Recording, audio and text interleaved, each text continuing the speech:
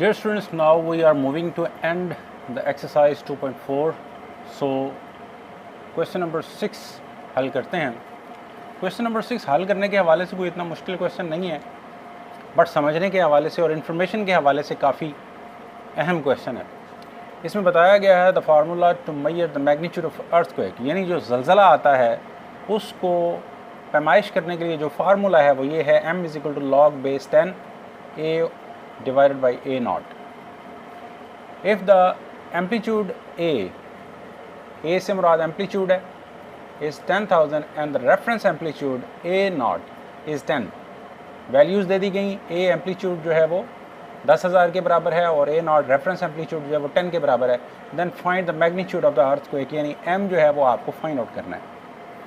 इसमें अहम मालूमात, एक तो फार्मूला आपको बता दिया गया, दूसरा जो है वो ये बता दिया गया कि लॉगरिथम का यूज़ कहाँ कहाँ पे होता है, यानी लॉगरिथम का यूज़ करके अर्थक्वेक जो है उसका मैग्नीट्यूड मालूम किया जाता है। एम्पलीट्यूड का मतलब क्या होता है?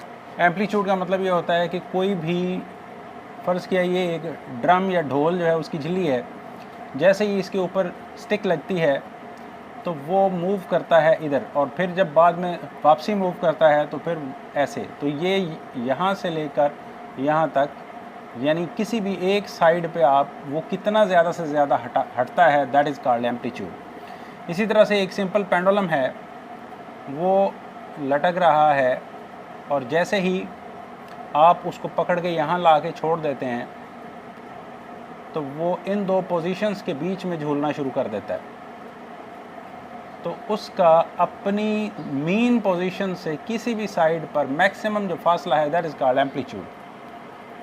इसी तरह से जब ज़लज़ला आता है तो बिल्डिंग्स जो है वो आपस में इधर जाती हैं, कभी कभी इधर जाती हैं, तो किसी भी एक साइड पे कोई बिल्डिंग अपनी मीन पोजीशन से कितना हटी, दैट इज़ कॉल्ड एम्पलीट्यूड। तो वही जो है वो उस ज़लज़ला की पैमाइश करेगा रेक्टर स्केल के मुताबिक, या उसका मैग्नीट्यूड बताएगा। तो अब चलते हैं इसके सोल्यूशन की तरफ, जो कि बिल्कुल ही सिंपल है। उसको दो मुख्तलिफ़ तरीक़ों से आप हल कर सकते हैं, यहाँ पे मैं आपको बता देता हूँ। फर्स्ट वन, आप m = log with the base 10, आप इनकी वैल्यूज़ यहीं पे पुट कर दें। a की वैल्यू आपके पास 10,000 है और a naught की वैल्यू आपके पास 10 है। 1 0 से 1 0 कैंसिल आउट हो गई, log base 10 of 1000। तो 10 बेस वाला जो लॉग है वो कॉमन लॉग होता है, और 1000 जो है उसका लॉग जो है वो क्या आ जाएगा, 3 आ जाएगा। तो दैट इज़ आवर आंसर। एक ये तरीका है।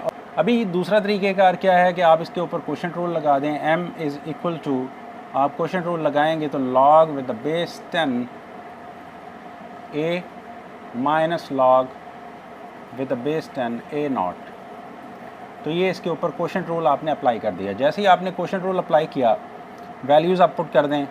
m = log with the base 10 10,000 minus log with the base 10 10।